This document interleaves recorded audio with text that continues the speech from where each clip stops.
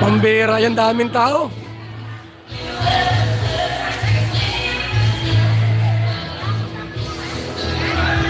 Daming tao po mga kaibigan ha. Baka magsara tayo nito at walang dami na. Boss. Mas start na. Ha? Magalan? So yan po mga kaibigan. Nagsara po ang tao sa loob. Halos na po lahat. Isang mapagpalang araw po sa ating lahat. Magandang araw at magandang gabi po dyan sa mga solid supporters ng EDC. Mega love shoutout po at kamusta po kayo? So yun po mga kalingap, may panibago na naman po tayong pag-uusapan patungkol po dito sa nagaganap na 18th birthday ni Beyonce mga kalingap. At di pa nga nagsisimula pero puno na nga ng mga bisita. Kuya Bal po natin nagdesisyon ng isara at di na magtatanggap ng bisita mga kalingap. Pero bago po yan, kung bago ka pa lang sa aking munting YouTube channel pa-like, share, and subscribe na rin po at pakipindot po ng notification bell para lagi po kayong updated sa aking i-upload na video. At paalala rin po, bago po tayo magbigay ng ating opinion at komento tapusin po muna natin ang kabuuan ng aking video para akma po ang ating i-comment mga kalingap.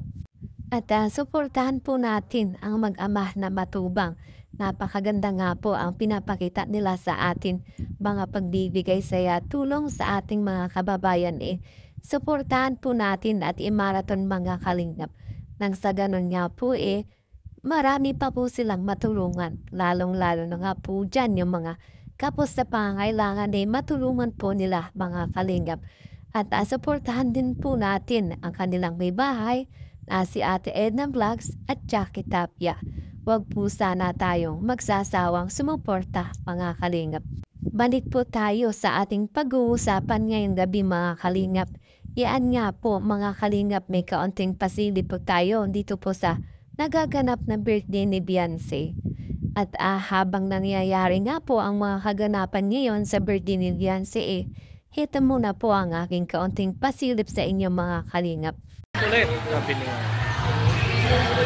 Guys, pa-share ng live ni Kuya Bal. Salamat sa mga mag-share.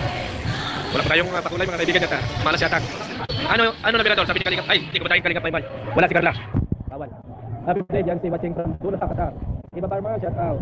Happy birthday. Yan, happy birthday lang. Rodora, hindi na shout out. Uy, ayan si Sir O. Wala si Kuya Bal Santos Patubar. Pawisan ka na agad? Happy birthday, Itzy hanggang dulo. Sino mag-live na sa loob? Kanina pa ako antay sa live ni Kuya Bal. Sila lang pagkasa namin para mapanood ang sabi. Wala pong live sa loob, basta pwede po ni Kalingap. Hindi ka live po na sa loob ka live. Nag-GP ka dyan. Kuya Bal yung Santos Patubar. Happy birthday. Sana all. Ayan. Sige lang, shout out po. Itzy hanggang dulo. Napakaraming bisita. Opo, ilan ang karistat? 154. Ako lang pa pala. Happy 18th birthday. Bigyan lang shout out. Hindi na ata nag-uumpisa. Hindi pa po nag-uumpisa. Super excited. Itzy forever. Makita nyo nang sayo na ako dun sa harap. Yan. Sa Kalingap lang ako magbantay ng Itzy hanggang dulo. Sabi Maricel, salamat po. Yung mga ano dyan, tingnan niyo yung mga paligid. O dami, diba?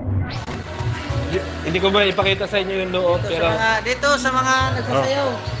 ayan si Baby Beyonce, grabe naman talaga, Diyos ko Lord. Hindi yata Sayaan po mga kalingap, habang hindi pa nga po nagsisimula sobrang napakadaming tao na po talaga. Dinadagsa na po mga kalingap. At patuloy po talaga ang pagdating ng mga bisita dito. Halos puno na nga po at wala ng espasyo mga kalingap. At yung iba nga po nakatayo na lamang.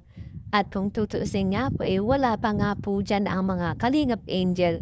So sabi nga po ni Kuya Bal pwede na siguro isara at di na tatanggap pa ng mga bisita mga kalingap. At dahil nga po siguro bilang nan talaga ang kanilang inimbitahan. Di naman po sa ilan lang at siguro yung alam lang nila na kakasya sa venue ng kanilang kinuha at marami din talaga mga kalingap ang imbitado rito. At inaasahan nga po na si Papa Edo magpo-propose po kay Beyonce. Iyan naman po ay proposal bilang isang maging magjowa sila mga kalingap. Dahil yan po talaga ang inaasahan ng ilan. Malay po natin mangyari nga ito mga kalingap. At dahil si Beyonce nasa tamang edad na rin. Kumbaga, nasa legal age na siya mga kalingap. At yun naman po ay okay lang sa mga magulang ni Beyonce. At ayan po mga kalingap, sabay-sabay po tayo mamangha, kiligin at masurpresa sa mga pasabog na ipapakita ni Papa Eds at Beyonce mga kalingap. At yan nga po ang aking munting pasilip sa inyo. Sa ngayon po ay patuloy po tayong mag-aabang pa at maghihintay sa mga mangyayari sa birthday ni Beyonce mga kalingap. At halos hindi pa nga po natin nakikita si Papa Eds dyan mga kalingap. Wala po tayong update sa kanya. Siguro nga ay abala siya sa paghahanda at kinakabahan po talaga siguro siya. Kahit naman po siguro tayo, kung tayo ang nasa kanyang sitwasyon ay di natin alam ang ating gagawin mga kalingap.